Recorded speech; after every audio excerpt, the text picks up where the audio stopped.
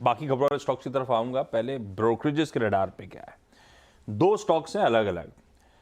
सिप्ला, कंचन good morning. Good morning. क्या updates हैं इसको लेकर? यहाँ पे हमें जो करंट भाव चल रहा है इस टाइम पे हो सकता है कि 15 से 20% का इजाफा देखने को मिले। नोमुरा ने यहाँ पे अपनी राय को अपग्रेड कर दिया, खरीदारी की राय दी। अगर हम ओवरऑल सेक्टर की बात करें तो उसके कंपैरिजन में यहाँ पे थोड़ा सा अंडर परफॉर्मेंस हमें जरूर देखने को मिला है, बट स्टिल यहाँ पे जो रिस्क रिवॉर्ड का रेशियो है वो इस टाइम पे फेवरेबल दिखाई दे रहा है। गोवा का जो इनका इंस्पेक्शन हुआ था उसका रिजल्ट भी जो है वो फेवरेबल आया, जो कंपनी के लिए एक पॉजिटिव एस्पेक्ट है। साथ ही साथ फिस्कल ईयर 25 से लेकर 27 में जो इनहेलर्स है और साथ ही साथ जो इंजेक्टेबल्स है वहां पे हमें एक अच्छा खासा अपसाइड देखने को मिल सकता है। अब इनका जो एंट्री रेट्रो वायरल ड्रग है वहां से भी फिस्कल ईयर 30 के बाद एक अच्छा खासा मुनाफा आता हुआ दिखाई दे सकता है। बेसिकली जो ड्रग है वो HIV और एड्स के इलाज के काम आता है, और साथ ही साथ अगर आगे की बात करी जाए फॉरवर्ड अर्निंग्स की तो वहां का भी जो नंबर है वो काफी ज्यादा अट्रैक्टिव नजर आ रहा है। ओके, ये है सिप्ला। सिप्ला फार्मास्यूटिकल्स में एक ज्यादा बेहतर प्लेस्ड काउंटर शायद इस ब्रोकरेज के लिहाज से 1800 के लक्ष्य, 1560 के आसपास इस समय कामकाज।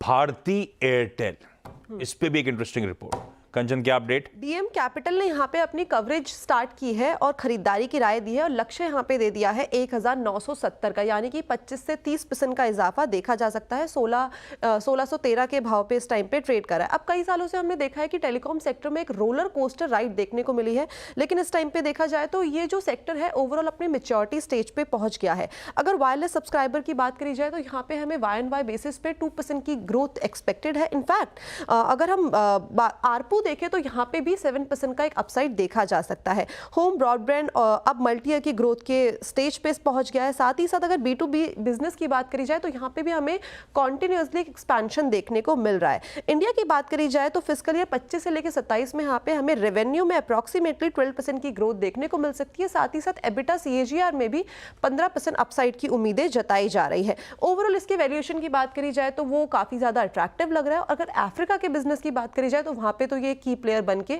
खड़ा हुआ ही है।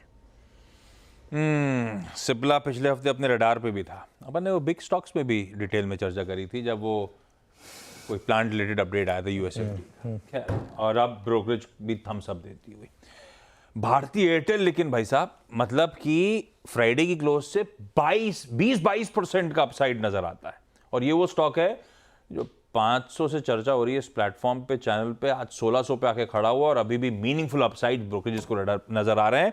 महेश, आप लोग का कॉल क्या है भारती एयरटेल पे? 1600 पे आप लोग बायर्स हो या नहीं हो लंबी अवधि के लिए? जिनके पास से बिल्कुल होल्ड करना चाहिए Ashish. I think large part of the good news जो आरपू इंक्रीजेस से हुआ था वो शायद प्राइस में आ चुके हैं। नंबर्स काफी ठीक ठाक थे ये तिमाही में, अगर आप वन ऑफ्स को छोड़ दें तो मुझे लगता है India performance, Africa performance was very very decent. Wireless और एंटरप्राइज बिजनेस जो both should have a decent amount of growth.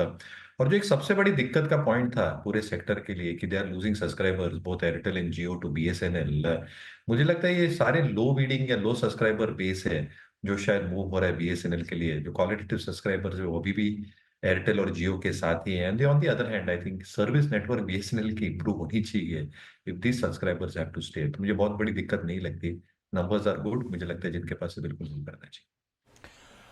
Okay, Bharti Airtel भाई रडार पे। डैम कैपिटल की रिपोर्ट आती है तो आमतौर पर स्टॉक बड़ी हरकत में आते हैं। देखिए, देखते हैं आज कैसा बिहेव करता है।